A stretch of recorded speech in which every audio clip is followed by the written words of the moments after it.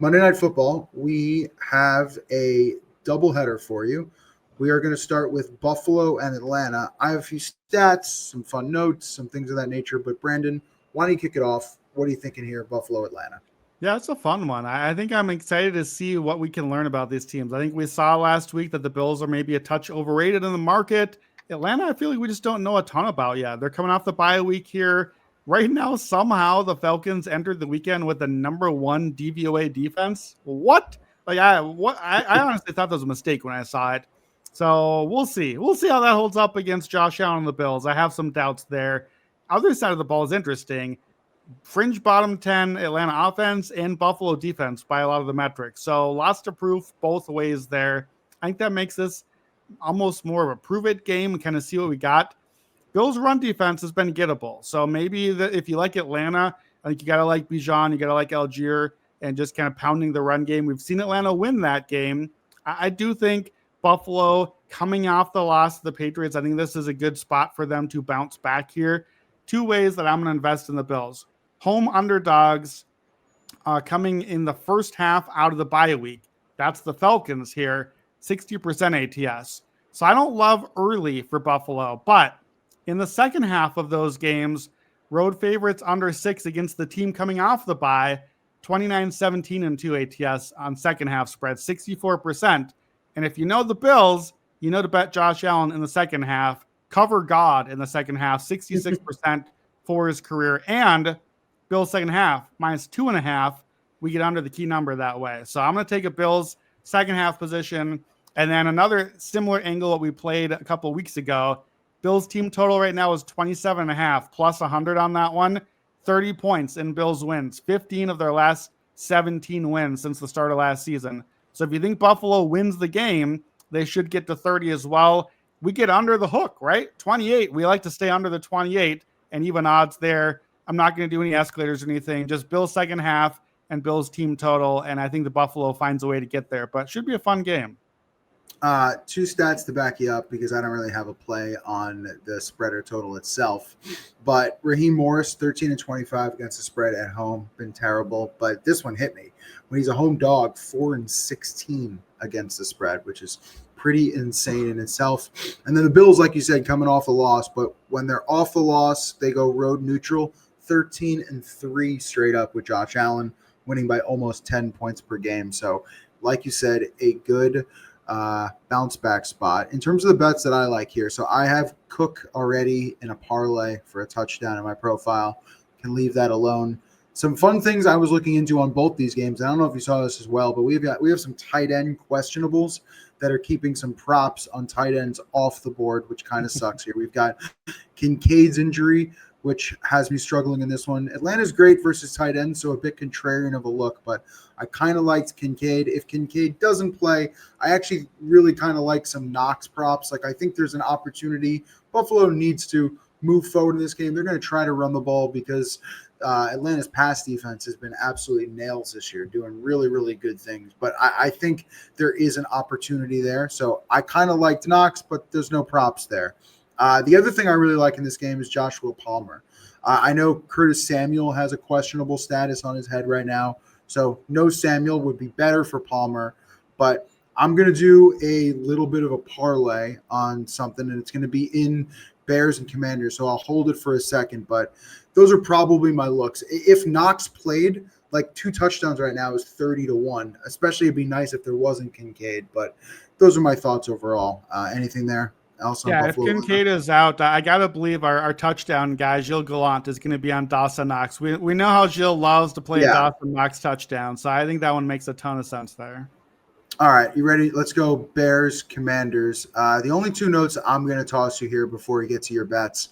Caleb 0-4 straight up in night games, and probably a little bit more dangerous. He is actually 1-9 first half ATS on the road in his career. So terrible early in games on the road. See if that changes against Washington in this Monday nighter. But the one that's fun, Bears 4-0 to their team total over this season. So scoring a ton of points, things getting a little bit out of control in some of these Bears games with turnovers, probably getting them a few more possessions. But what are you doing here with Chicago and Washington? Yeah, this is a really big game locally here. Chicago fans really want this one. The Cubs season is over now, so it's all eyes on football. And this was the game last year that totally turned the Bears season. They were set to go to 5-2. They're rolling. Then the Fail Mary goes the other direction.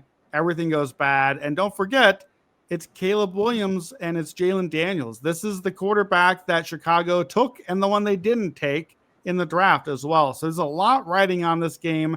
I think Chicago is going to have been very invested in this game coming out of the bye week. And the bye week, I think, sets up for some value on Chicago here because injuries, I think, are a big swing in Chicago's direction. Washington is going to be without Terry McLaurin and Noah Brown.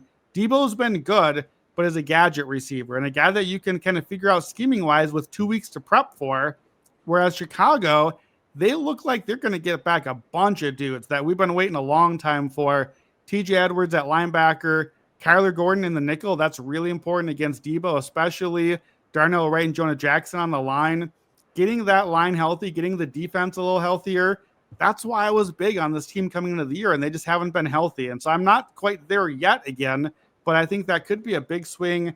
And this line actually has moved, I think, just today alone from 4.5 to 5.5, which admittedly is not a real exciting zone of line movement. But I think 5.5 is too many. I'm going to take the Bears. Some trends in Chicago's favor here. Teams that are 2-2. We had some of those trends last week. Well, Chicago wasn't a bye, so they still qualify here. If 2-2 team has a positive turnover differential like the Bears, 57% ATS in that next game. If they have a negative point differential, they're getting outscored, that's actually good, 59% ATS. And then if they're facing a team above 500 with a spread between field goal favorite or touchdown underdog, 63% ATS, all as 2-2 teams. And just kind of a other stat neutral to 2-2. Since 2010, teams that win by 17 or more as underdogs of a touchdown or less, that's the Commanders. They got the big win against the Chargers last week. Those teams are only 35% ATS the following week. So I think the number here is a bit too high on the Commanders and a bit low on a Bears team that is lucky to have made it a 2-2, honestly, but gets the chance to get right, get healthy, get to the spot that they have had circled on their calendar, waiting for this one out of the bye. I'm going to take Bears 5.5. I'm going to touch the money line too. I think Chicago has a real shot here to get the win. And you got Ben Johnson settling in. I had to get the name out there in the pick. Money line is plus 220. I think this is a really fun game. I think it's going to come down to the end. I think the Bears have a real shot to win this. Yeah, I'm with you. I like Chicago. Too many points. I wouldn't make this game 5.5. I would make it closer to 4, maybe even 3.5 in some circumstances, especially with the injuries on Washington's side of the ball offensively. I know Jaden Daniels is Superman, but he's down a few sidekicks. And I think it's you're going to see it in this one. In terms of the props I was looking at, so I talked about Joshua Palmer like that in the other game.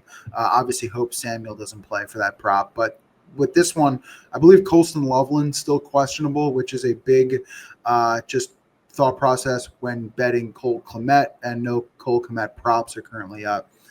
If circumstances, a lot of questionable tight ends here. But with Kmet and Knox, 16-1, both to score touchdowns, which I thought were good bets. And if you want to flip out Knox with Kincaid, it's 13-1. Still find that kind of interesting. And Cole Kmet, even if Loveland plays, maybe even helps a little bit, get two tight ends out there, a little bit less attention. I think he gets the look in this one. Especially also Washington last in DVOA versus tight ends.